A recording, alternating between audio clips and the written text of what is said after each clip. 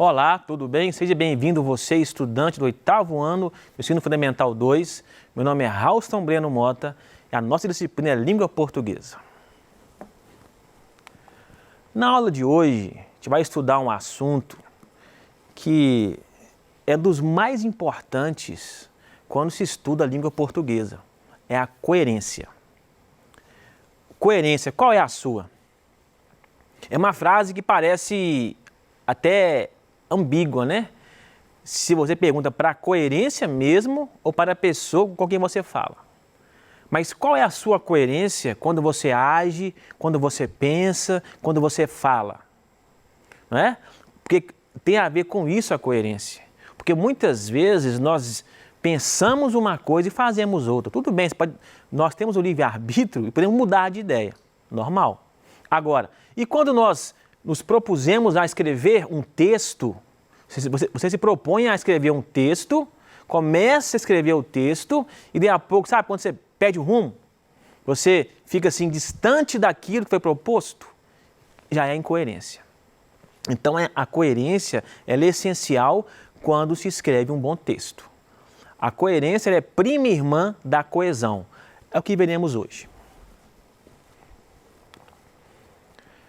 A habilidade de hoje, vamos aprender, ela é importante porque ela fala da capacidade de criar, construir um texto coerente, ou seja, que faça sentido também e que tenha e não fuja daquilo que foi proposto inicialmente. Coerência basicamente é isso. Então, o que devemos aprender na aula de hoje? Utilizar na escrita ou na reescrita de textos argumentativos. Todo mundo argumenta o tempo todo. Nesta aula mesmo estou argumentando, mostrando um ponto de vista, mostrando uma aula, explicando alguns pontos importantes dessa disciplina, não é? É uma argumentação, mostrando o certo e o errado, o que pode, o que não pode, o que deve, o que não deve. Argumentação. Recursos linguísticos que marquem as relações de sentido entre parágrafos inteiros ou isolados e enunciados do texto e operadores de conexão. O que é operador de conexão? Que criam aquela liga, que vão unir frases ou palavras. Conjunções, por exemplo, são muito usadas. Substantivos, pronomes, muito usados quando se escreve um texto coeso e coerente. Adequados aos tipos de argumento. Depende do argumento que você vai utilizar, que você vai usar. De maneira a garantir a coesão, a coerência e a progressão temática. Por quê? Muitas vezes a pessoa escreve um texto e fica rodeando e não sai do lugar. Não tem progressão temática, não desenvolve a ideia, não articula com outras ideias.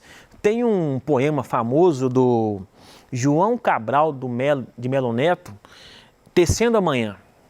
Tecendo Amanhã. É um importante poema dele em que ele fala assim, um galo sozinho, ele não constrói amanhã. Essa manhã é construída com outros cantos de outros galos. Eu vejo nesses versos um exemplo de ensinar a coerência e de coesão. Ou seja, um galo sozinho cantando, ele fala, vários galos cantando vão tecer amanhã. Amanhã é construída, formada, né? Através de vários cantos, de vários galos.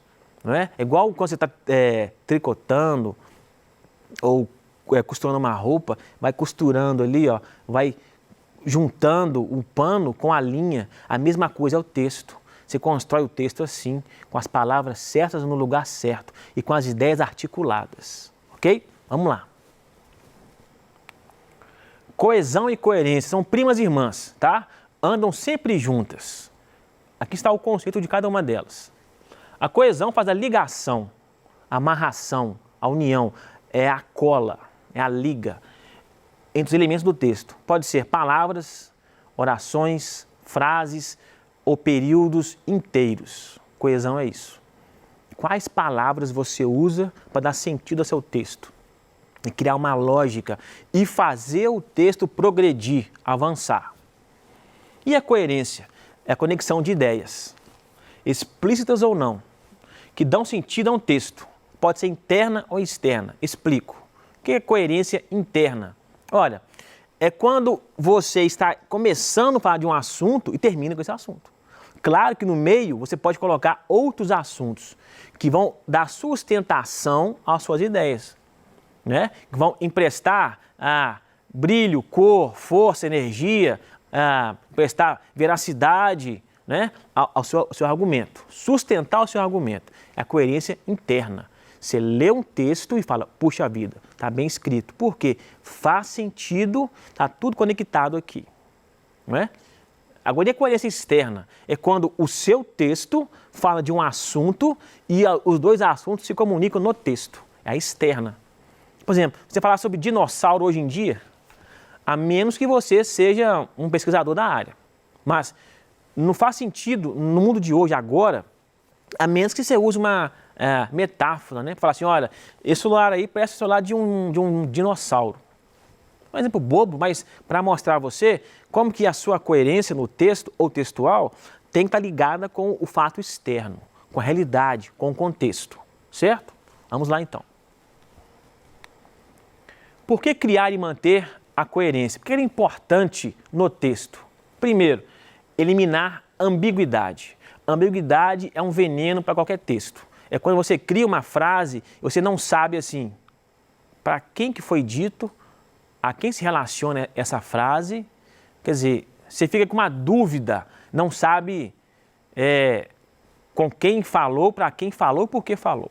A ambiguidade é isso. Então, um texto não pode ser ambíguo. Tem que ser claro, transparente e objetivo. Como que eu faço isso?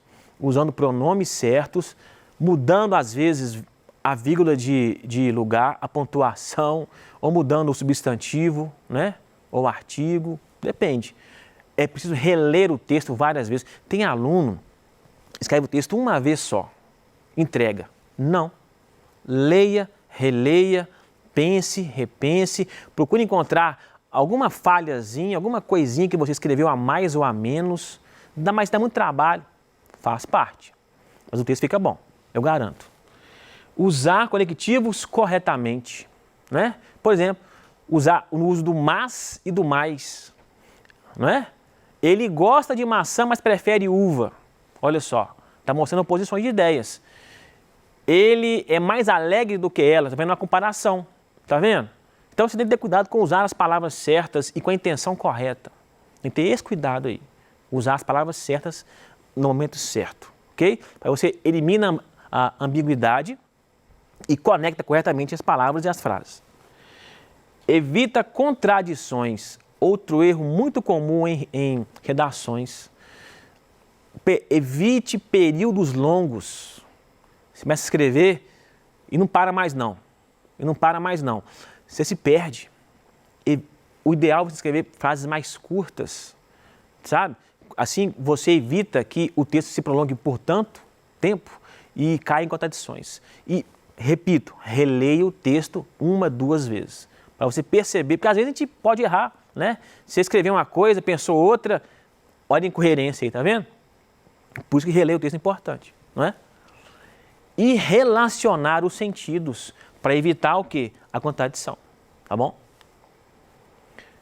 Evitar trechos irrelevantes, fora de contexto, famoso encher linguiça, né? Quer dizer, escrever demais para falar assim, não, eu estou enchendo aqui o texto de palavras e vai dar certo. Resposta de prova ou uma redação mesmo, cuidado com isso. Procure ser objetivo, claro e transparente, não é?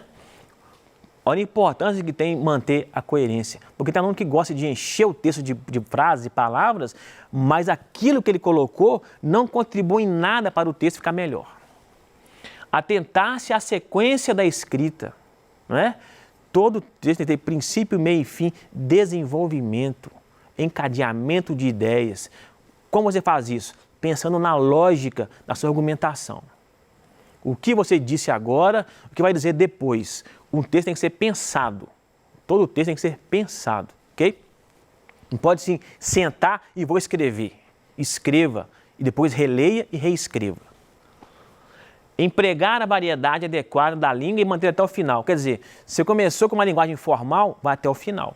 Porque tem aluno que quer fazer inovações e começa usando o português correto, depois começa a fazer uma linguagem informal e se perde no meio ali e o texto fica muito atrapalhado. Por quê? Está linguagem formal ou informal. Depende da situação, né? Se você for fazer um texto, vamos dizer, autoral, um texto poético ou uma crônica, em que há liberdade de você criar, tudo bem. Mas se é uma redação, um texto mais formal, use a linguagem formal do começo até o final. Não se perca com formal e informal. Mantenha a coerência. Seguir o gênero textual proposto. Pediu carta? Faça uma carta. Tem aluno que começa a fazer uma carta, termina uma crônica.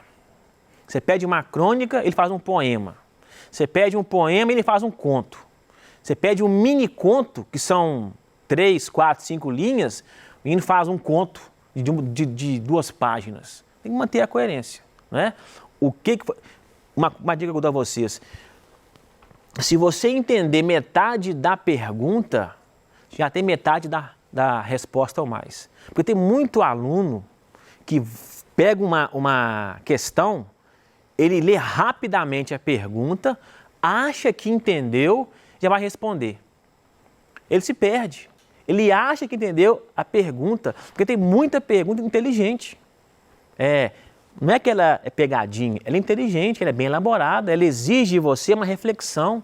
Então pense primeiro antes de escrever e de responder. Mantenha a coerência. Vamos ver aqui um exercício para você perceber, vimos até agora um pouco de teoria, vamos ver agora a incoerência no texto. Olha só. Maria tinha lavado a roupa quando chegamos, mas ainda estava lavando a roupa. É muito comum achar frases assim em redações. É muito comum. Olha só. Maria tinha lavado a roupa quando chegamos, mas ainda estava lavando a roupa. Olha o mas. O que aquele mas está fazendo ali? Está no lugar errado. Ele não tem que estar ali. Porque o mas indica a adversidade, contrariedade. Se ela estava lavando a roupa, por que ela mas ainda estava lavando a roupa? Certo? João não foi à aula, entretanto estava doente. Entretanto? Tinha que ser outra palavrinha ali, né? O porquê, por exemplo. Porque estava doente. João não foi à aula. Porque, olha a explicação, a justificativa. Você escreveu ali entretanto, contudo, não pode. Tem que ser um porquê, né? Que é o motivo pelo qual não foi à aula. Estava doente, tá vendo? Então tem muito aluno, até quer escrever bonito. Eu vou usar um entretanto aqui. Entretanto vai ficar muito bonito. A pessoa vai achar legal. Não vai não, porque ficou um texto incoerente. Cuidado. A galinha estava grávida. É uma incoerência externa. Por quê? Galinha não fica grávida. O estar grávida, primeiro, é uma expressão para ser humano. Galinha não é um ser humano. Segundo, galinha não fica grávida. Ela põe ovos. Ela choca o ovo. Certo? Então é uma coerência externa. Lembra que eu falei logo no início? A interna e a externa? Aqui é uma externa. Galinha estava grávida? Como assim? Né? Então, tem que ter muito cuidado. Claro, se você estiver escrevendo um texto poético, literário, aí é outra conversa. Mas, de imediato, você vê que é uma frase assim, totalmente incoerente. E aqui eu trago uma importante reflexão de uma das nossas grandes linguistas. Olha o que ela fala. Se há uma unidade de sentido no todo do texto, quando este é coerente, então a base da coerência é a continuidade de sentidos. Se você começa a falar de um assunto, todo assunto tem uma ideia central e as periféricas que vão nortear aquela ideia. É normal. Você fala sobre meio ambiente, você fala sobre crise hídrica, você fala sobre devastação do meio ambiente, você fala sobre, por exemplo, falta de água, você fala, por exemplo, sobre desperdício, consumo, consumismo, tá vendo? São outros conceitos que podem fazer parte do meio ambiente. Mas o meio ambiente, o foco é meio ambiente. Então as ideias periféricas vão nortear a central, para você, o seu texto ficar coerente e fazendo sentido, numa sequência progressiva que faça sentido. Isso é coerência. Eu trouxe aqui um texto de um conto do Machado de Assis. Vocês me perdoem se eu sempre trazer Machado de Assis, mas é um autor É o meu autor preferido. E eu acho que ele nos ensina muito, muito bem, por sinal. Porque o Machado, ele lia muito, escrevia muito bem. Então, eu aprendo muito com ele porque ele me ensina a usar a linguagem da maneira correta, quando eu leio Machado. Então, eu trouxe um texto, um trecho da obra dele chamado O Espelho, é um conto, O Espelho. Está neste livro aqui, ó, Papéis Avulsos. Machado, para quem não sabe, ele escreveu romances muito famosos, né? Dom Casmurro, Memória Forte de Brás Cubas, são os mais famosos, e 200 contos mais ou menos. Um deles é O Espelho. Qual que é o contexto? Qual que é o contexto deste parágrafo aqui? Olha só, o narrador, ele vai morar com a tia dele, Marcolina. A tia recebe então a notícia de que sua filha, a filha da tia Marcolina, está doente. E fala assim, olha, você fica na casa agora que eu vou ver a minha filha. Ela está doente. Fique na casa com os servos, lembrando, Machado, século XIX. Então, naquela época ainda existia escravidão. Então, o escravo, o servo, era comum, infelizmente. Então, ela fala com ele assim, olha, fique com os servos aqui na casa, que eu vou cuidar da minha filha. E aí ele fica sozinho na casa com os servos. De repente, os servos somem, todos somem, desaparecem, sim, eles fogem. Ele fica sozinho na casa. Esse é o contexto. Vamos lá então. Fiquei triste por causa do dano causado à tia Marcolina. Qual dano? A filha doente. Fiquei também um pouco perplexo, surpreso, não sabendo se devia ir ter com ela, encontrar com ela, tentar uma ajuda, um apoio emocional, né? Para lhe dar a triste notícia. Qual notícia? Que os escravos haviam fugido, perdeu os escravos todos. Ela nem sabia, estava lá com a filha. Ou ficar tomando conta da casa. Adotei o segundo alvitre. O que é alvitre? Conselho, proposta. Para não desamparar a casa. Olha só, ele está pensando, vou ver minha tia, dar um apoio para ela, mas se eu for e chegar lá com essa notícia de que os escravos fugiram, péssimo. Deixa eu ficar quietinho aqui. Ele conclui, e porque se a minha prima enferma estava mal, eu só ia aumentar a dor da mãe sem remédio nenhum. Quer dizer, eu ia chegar lá, não ia ajudar a filha, a minha prima, filha da tia Marcolina, a casa aqui abandonada, sem os servos, o que eu ia fazer? Então, ele vai pensando sobre a atitude que ele deveria tomar. Olha a coerência. E ele, para isso, ele usa algumas expressões. Por causa do dano, para lhe dar a triste notícia. Olha o para mais uma vez e o porquê. Ele vai justificando a ação dele. É um texto coeso e coerente, que faz sentido, que você lê e entende. Então vale a pena ler esse conto, que é maravilhoso. Outro exemplo aqui. Eu sou do tempo de tanta coisa, inclusive do tempo em que as pessoas sentiam vergonha. Você já deve ter reparado que vergonha caiu em desuso. A nova geração não deve nem saber do que se trata. Mas a tia aqui vai explicar. Marta Medeiros. A tia aqui, ela se refere a si mesma.